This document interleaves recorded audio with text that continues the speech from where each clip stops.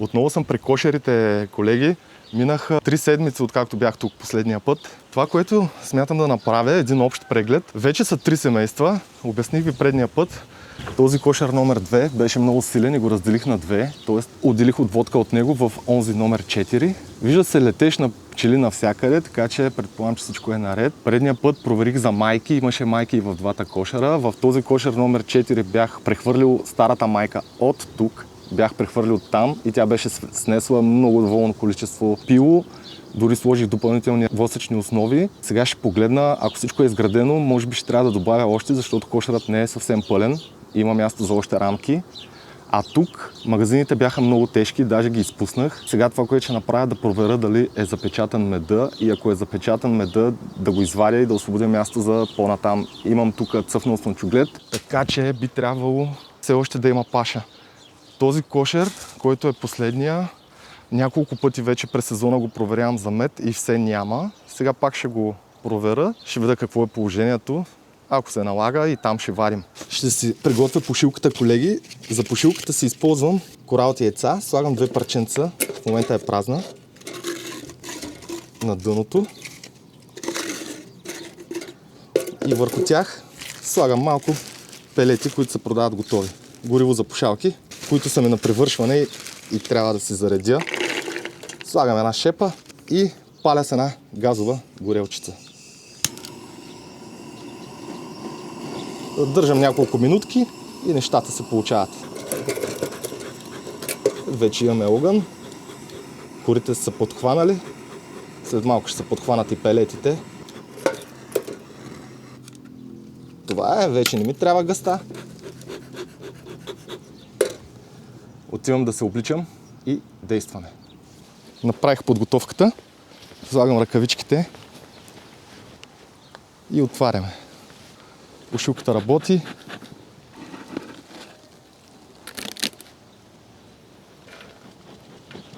Като гледам,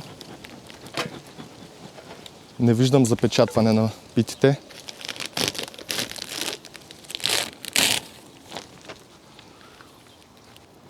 Има пчели, но запечатване на питите не виждам.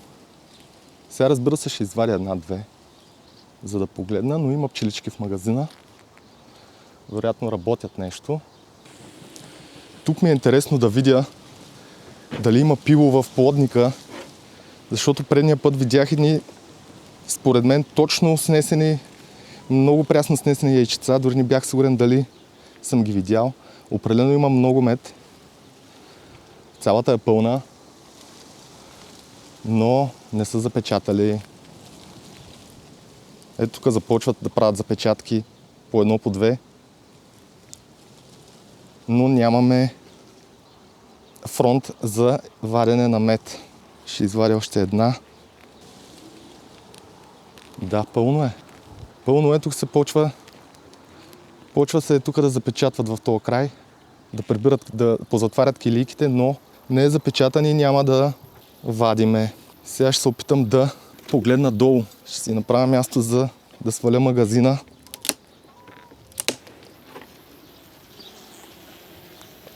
Тежък е. О, тук имаме по-голямо ниво на запечатването. Вижте. Вижте какво става и всичко е пълно. Ето. Навсякъде е така. Ще оставя тук отстрани и ще погледна някоя друга. Ами да, това мога да се вади. Ето. Така и ще направя. Ще извадя този, за да освободя и място. А другия ще го оставя още малко. Ще извадя една крайна.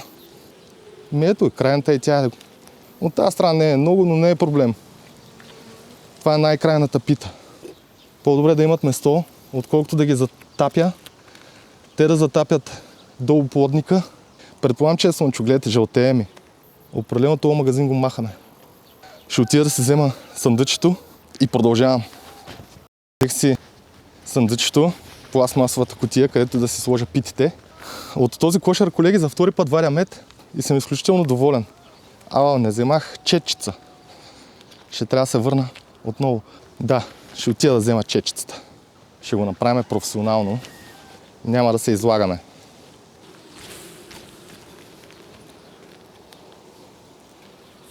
Много по-добре е.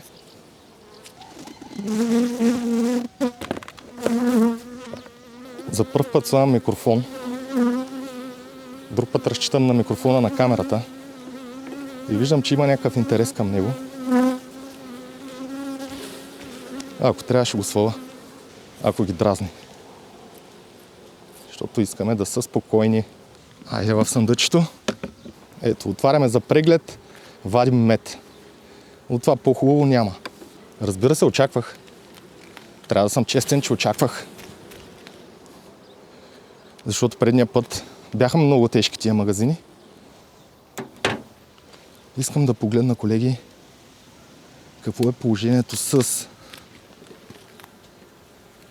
пилото тук. Виждам, че са изградили основите. Не е много пълен кошера тук долу. Няма много пчели. Което ме навежда на мисълта, че може и да не е имало яйца предния път. Това е восъчна основа, която поставих предния път. Ще оставим тук отстрани. Това е някаква медова рамка. Абсолютно медова рамка, няма пило. И на следващата рамка има пило и повече не ги пипам. За да ви покажа, ще я извадя и ги оставям. А и аз да погледна. Има мостове между питите с мед. Тръгват към ръката ми. Ето, колеги, тук имаме възрастно пило и от другата страна. И по-натам по същия начин. Няма да я пипам повече. Майката се снася. Имаме си майка, която се снася. Един бърз поглед. Ето го. Пилото започва от тук насам. А насам нямаме много пчели, но рамките са изградени. Слагат мед от тази страна. Пчеличките са концентрирани отдясно. Магазинът, който беше отгоре, го слагам отдолу. Опитвам се да няма дупки, фуги. Другия, като го изцентрофужа, ще го сложа отгоре. Сигурно е по-правилно да е обратно, но няма кой да се занимава толкова. Затварям, колеги.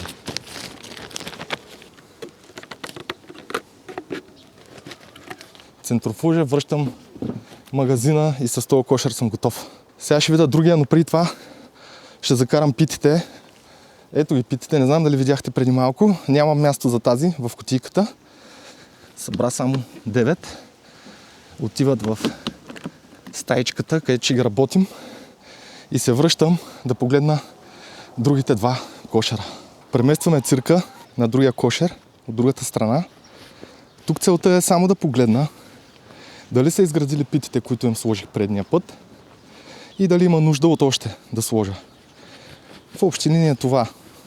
И така да се осведомя какво става вътре. Очаквам да има развитие, защото майката е стара, беше снесла супер много.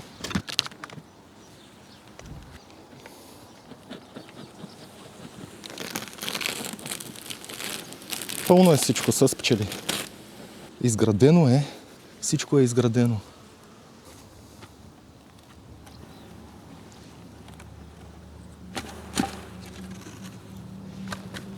Медова пита, изключително тежка. Изключително тежка. Има и пило. Тук просто нещата са точно такива, каквито очаквах. Всичко е изградено. Има си пчелички, развива се кошера. Старата майка е тук, тя беше наснесла страшно много предния път. Предполагам, че си продължава да се снася. Ще направя 2, 4, 6, 8, 9. Ще направя още една рамка. Ще я сложа. Тая ще оставя крайна. Нищо, че има пило. За да изпълня обема на кошера изцяло и да си го подготвят за зимата. От тук няма да чакам мед. Точно напротив, въобще няма да слагам магазини. Ще направя така, че да си запълнят всичко вътре, да си го подготвят за зимата. Ето вижте, много са хубави.